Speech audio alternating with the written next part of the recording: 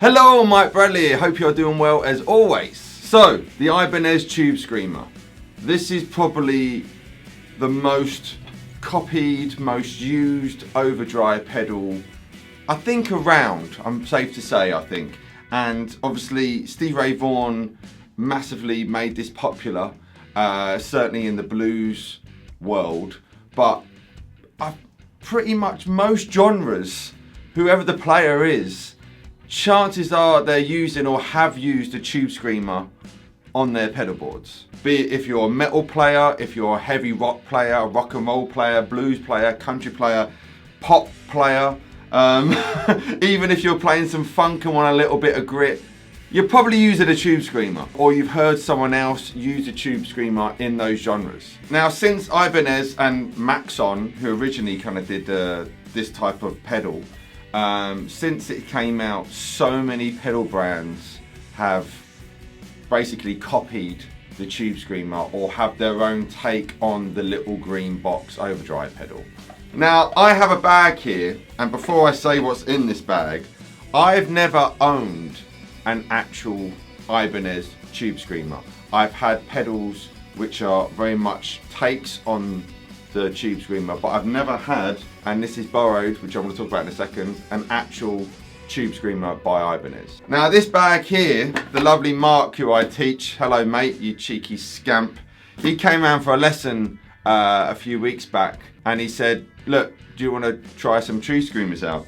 And so this 808 is his, as well as nearly every single Tube Screamer under the sun. We've got the Bad Monkey, we've got a Nobles, we've got a Green Rhino, we've got the Maxon, we've even got a D&M Drive by Dan and Mick from that pedal show, we've got a Hardwire CM2 Tube Overdrive, oh god, we got oh, this is another Maxon in there. We've got a Voodoo Lab Sparkle Drive. We've got literally, I think, every single one. Oh, we've got a mini Tube Screamer as well. We've got what's that? A Tone City green tube, and then we've got some other cool stuff. We've got a Tumnus.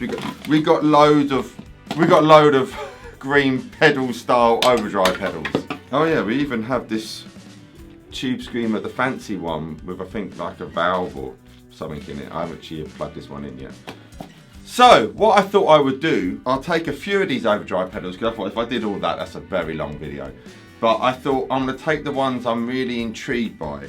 So this here is my Seymour Duncan 805. This is my pedal. It's been a mainstay for many, many years, in fact. If you've seen a YouTube video of mine in the last, 6-7 years, chances are you've heard this 805. I think it's really, really good.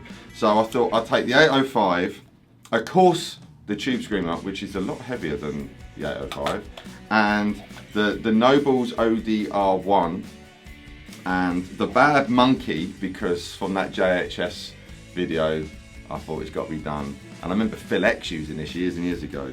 The Maxon, which is basically was the original Tube Screamer from Maxon, and this pedal which I hadn't heard about, but Mark said is quite good, and Shane from In The Blues did a video on it as well. The Jacques, I think that's how you pronounce it. Hadn't heard of it before, but I thought let's give it a go. So there's the pedals, right? So this is what we're gonna do. I've whacked a little backing track together. I'm gonna put the pedals all at 12 o'clock, and let's see how they sound side by side.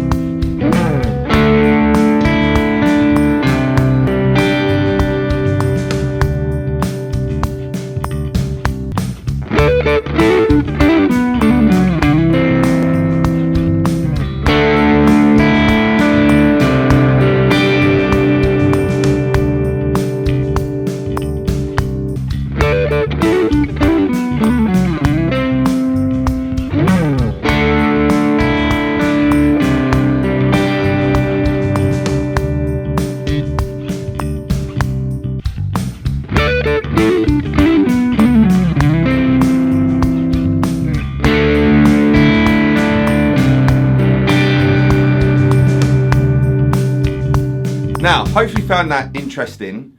So hearing it back, because I recorded that a little while ago. So hearing it back, the 805 is a great blues rock overdrive pedal. It's great. I love this pedal. It's really, really good.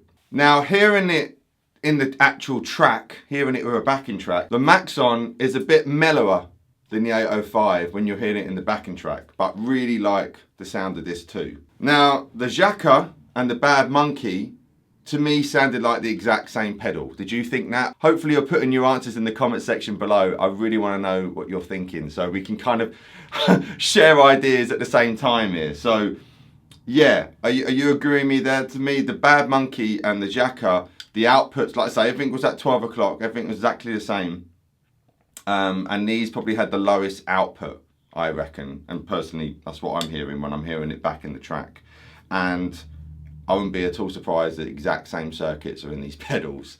Again, both sounded great, I'm not knocking it, but sounded very, very similar. Now, the actual Ibanez Tube Screamer didn't sound too bad. I don't think it sounded the best. I think they all sounded quite similar, apart from one in particular. But it wasn't too bad. It wasn't too bad. At the moment, I think my 805 is a bit better than it, and the Maxon. I don't want to say better, that's the wrong word to use, but more to my ear. But it wasn't too shabby. It wasn't too shabby at all. But I will say the Noble's ODR1 sounds, for me, just the perfect balance. It's got a nice bit of bass going on there. It's a much more rounder, fatter sound. And I've used this on a few gigs actually, away from this video, but I'm really loving this. I remember these, I'm getting to an age now where I'm vintage, and I remember when these came out in the 90s for like £30 and thinking, oh, they're cheap pedals, and nah, no, you don't want them. And of course now, through Tom Bukovac and all these amazing session guys in Nashville in particular, they're all going nuts about this pedal, and I understand why. You shouldn't judge a book by its cover. Just because something is deemed affordable and cheap doesn't mean it's bad. It doesn't have to be really expensive. So you know, a lesson learned from my naive 13-year-old self when I saw these advertised. I should have bought loads. Right, let's hear all the pedals again, but this time without a backing track. I'm just going to do a little bluesy lick, and we can hear them side by side and hear what we think there.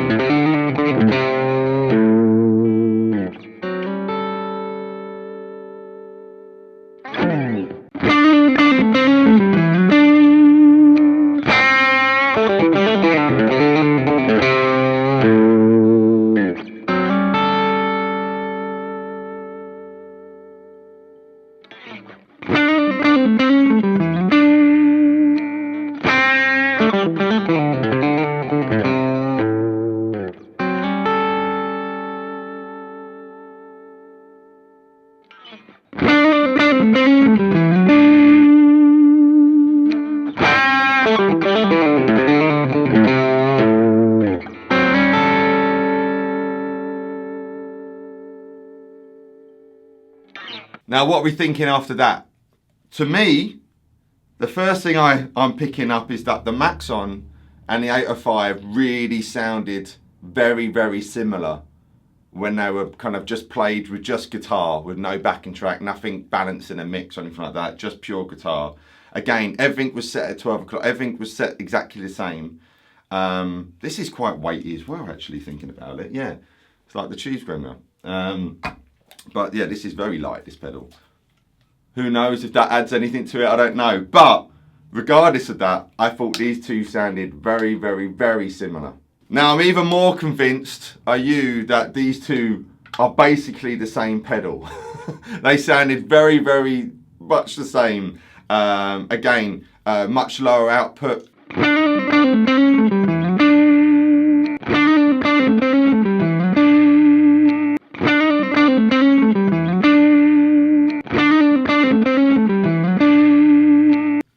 Obviously you can get them sounding the same as the other pedals, of course, you know, and just turn the level up. And you know, you get some pedals where the output is just so loud and you've got to have it quite low down for it to be balanced. You know, a lot of fuzz pedals are like that. Sometimes I have load of volume in it. So, you know, if I just knock the volume on this up a little bit, it'll be on the same output as the other pedals. But like I say, I'm leaving everything at 12 o'clock here. But yes, very much the same type of pedal, these two. Now let's hear these four side to side, back to back.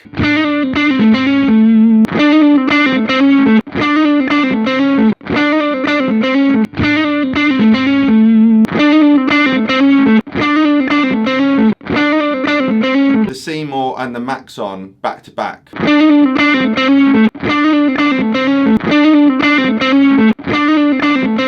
What are we thinking? Very similar. Now let's hear the Tube Screamer and Air 05 back to back, played a few times.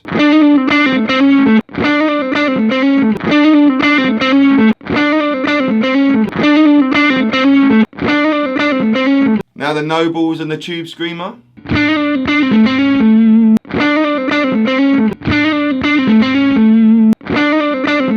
Now they're all quite similar, but the Nobles really stands out to me as being the one which is its own unique thing. It's so much fatter and, like I said, much more well balanced, and it's great. To me personally, for me, I think this is the overall winner of this little shootout.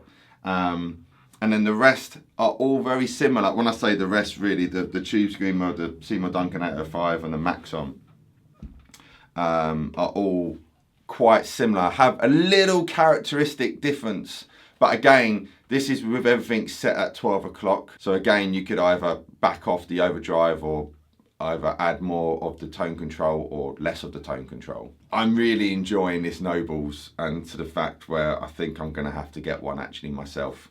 Because it's great. It's got that nice, again, sorry to keep repeating myself, but the fatness to it. It's a nice, round, balanced overdrive, which is doing a bit more than what the actual Tube Screamer or the other incarnations of a Tube Screamer does. Yeah, the 13-year-old, 14-year-old Mike was wrong to say, oh no, I don't want to get one of those Nobles. They're, you know, they're too cheap. No, they'd be, you know, cheapy pedals.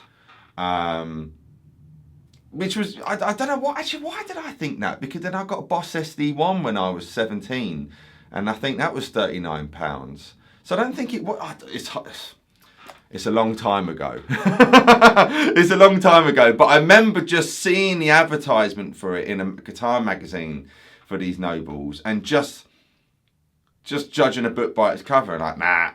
And I was so wrong. They're great. They're really, really good. So again, I would love to know your thoughts on this. I really, really would. And I've got a few green boxes. So if you really want me to do something else, let me know in the comment section. But I think the ones I picked here, the Maxon Bad Monkey 805 and the Jacques, which I hadn't heard of before. I think they are really, really good ones to use. And I probably have put a card already, but as is in my head, I have done a video on the D&M drive when it came out. Oh God, a few years ago now, wasn't it? So there would have been a card, and I'll put a card up again now to say it. But yeah, let me know your thoughts. Hopefully you enjoyed this. It was fun and interesting for me actually hearing this back, and now I'm gonna go and I think order a Nobles and ODR1 because it sounds great. Anyway, I've been Mike Bradley, you've been you. Thanks for your love and support, and I'll see you next video. Mike Bradley signing out. Bye.